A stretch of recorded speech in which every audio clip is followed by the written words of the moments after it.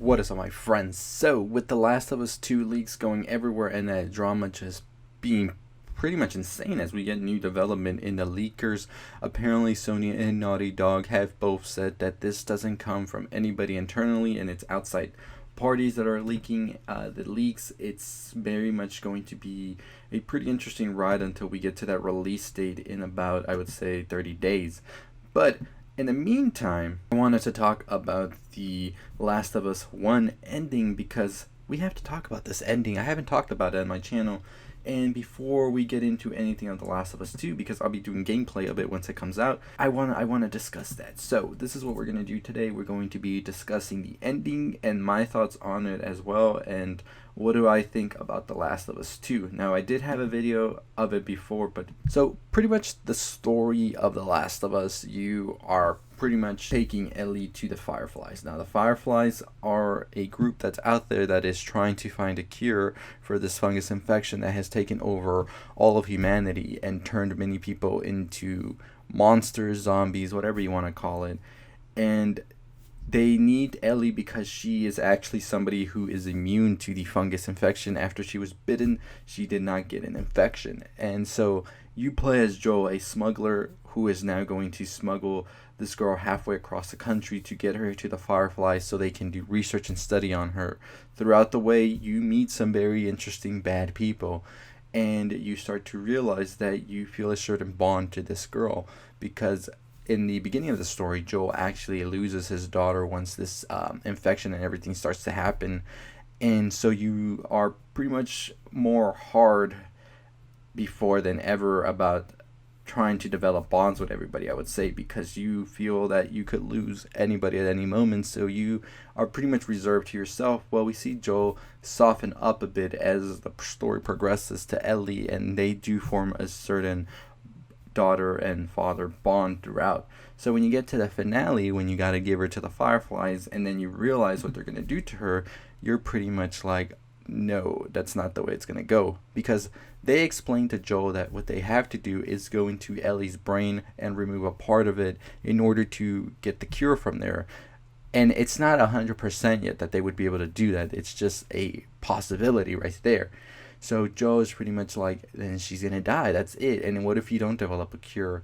Which they say it's a risk they have to take for all of humanity. And so Joe pretty much just goes into Rambo mode, kills everybody on the floor, the doctors, everybody, rescues Ellie. She doesn't know what's going on. She awakes the next day, and they are going back to his brother's base. And she's like, you have to tell me that there was nothing else that they could have done. Because now she's feeling a survivor's guilt. And Joel tells her to not feel that because it's something that he had lived with himself, and that he says that they didn't have a cure. They had tried it with many other people and it didn't work, so they were just like, they've given up for now. And that's pretty much where the story ends. So Joel is lying. Joel, of course, is lying. There is a possibility that there could have been a cure made because of her, and it would have saved humanity in their eyes. Now, my thoughts on this ending are that I feel where Joel's coming from. I think humanity's already fucked. Like, these things are all over. If you've played the game, you've seen that they're all over. So even if there was a possibility of helping, what is next? Like, what would come next? You have to take out everything that's already all over the place. And I think what should have happened is it should have adapted more and tried to pretty much get away as much as possible from these things. But that's just my thoughts on it. I see where Joel was coming from, but I also get the whole, what if there is a cure in her that would have been able to stop any further spread of this? And yeah, that's true.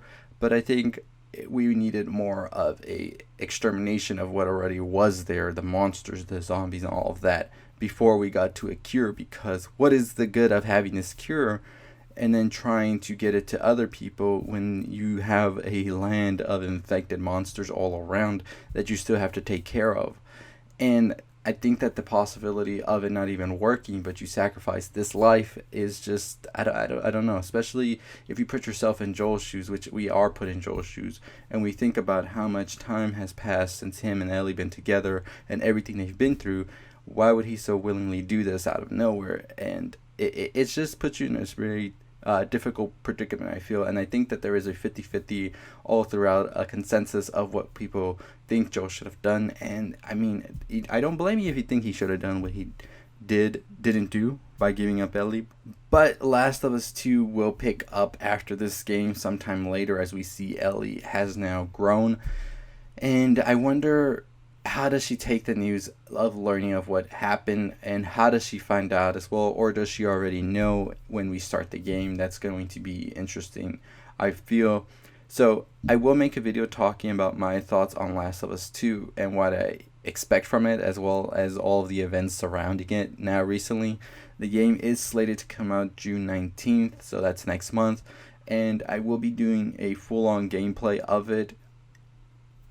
So you can rest assured you'll see that here on this channel or on my Twitch. I don't know where I'm going to do it yet, but I am still interested in playing the game even after everything, because there's been like leaks, but it hasn't been as much of the story, I feel, yet. So I want to get that full grasp of what's going on and really get a feel for it before I jump to any conclusions yet. I see a lot of people saying they're not buying it or all of that, but I want to get it. I just want to get it because it's a game I've been waiting for quite some time already, and I just got to get a feel of it, you know? Maybe if you're playing it and all of that, it's going to be a whole different experience than just seeing and reading what people are posting, but that's just my thoughts. Anyways, the ending of The Last of Us, Joel could have had a shot at getting a cure for humanity, but in the process had to give up Ellie's life, sacrifice her, if you will. Ellie would have wanted to be that sacrifice, as she puts it in the end, if it meant everybody else was going to be saved, but in the end, Joel decided not to. He basically lies to her and tells her there was nothing that they could have done, and that's that. And I'm just wondering, what are your thoughts on that? If you were in Joel's position, what would you have done? Would you have let the Fireflies take Ellie's life and hopefully find a cure? Not guaranteed, my friends. Not guaranteed, but hopefully would have found a cure out of it. Or would you have done what he did at the end and save her? I'd like to know what you think about that below. But anyways, that's going to do it for me. I just wanted to talk about the ending of that game before we jump into The Last of Us 2, where I'll be doing a gameplay on this channel. And I hope that they leave us with some more thoughtful ending as well with The Last of Us 2 about what just happened. What are your thoughts on the ending on The Last of Us? Is it still a game that holds up for you? I just played it during quarantine and went through the whole game, and I still enjoy it. As I said, it's still a very fun, engaging story, and I dig it a lot. So I am excited for The Last of Us 2 and see where that goes, and if we get a Last of Us 3, who knows? Maybe we'll see. What are your thoughts on Last of Us 2 and everything that's going on with it right now? Are you going to pick up the game or not, or do you think you're just going to skip out on it and wait to see what the review says? Because that's my thoughts too. Should I just wait on it before I pick it up and then get it after I see people review it and really talk about it, or should I just go with my gut and get it? Because I was gonna pre-order it like a week before it got canceled, and then it got canceled, and I was like, okay, never mind. So that's why I'm like, I should just get it because I'm hyped for it, right? I should just go for it. I've been waiting for this game, and I just need to go out and get it. Now, the Ellie edition is back on sale. Remember, it was like out of stock and all of this, but that's like over $200. I don't think I'm going to be fleshing out that much. I can't do that right now, but I'm still interested in getting the game itself, so I'm just going to see. I think I'm going to get it. I think so. I'd like to know what y'all are doing. Are y'all going to get it or not? And if you are, did you care about any of the leaks? Are you getting away from the leaks? Don't read these comments because there's probably going to be leaks. But I like to know how everybody's coping with this whole situation.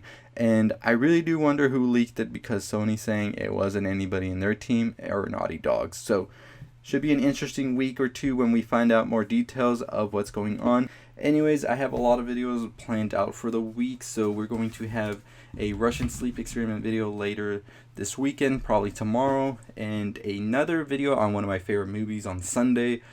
We have the Hollywood video coming out on Monday. I'm trying to catch up on as many things as people have been recommending, so I'm doing all of that as well. But I'd like to know, what are you watching? What are you playing? What are you listening to? I did some audios on Drake's new mixtape, Doja Cat's and Nicki Minaj's new song. That's over there on Anchor, where I talk about music and all of that. But anyways, as always, if you haven't already subscribed to that channel, make sure you do that right now. We're on the road to 15,000 subscribers. Let's get to it. And as always, make sure you comment, like, share, all that good stuff. I'll see all of you next time. Stay safe, stay positive.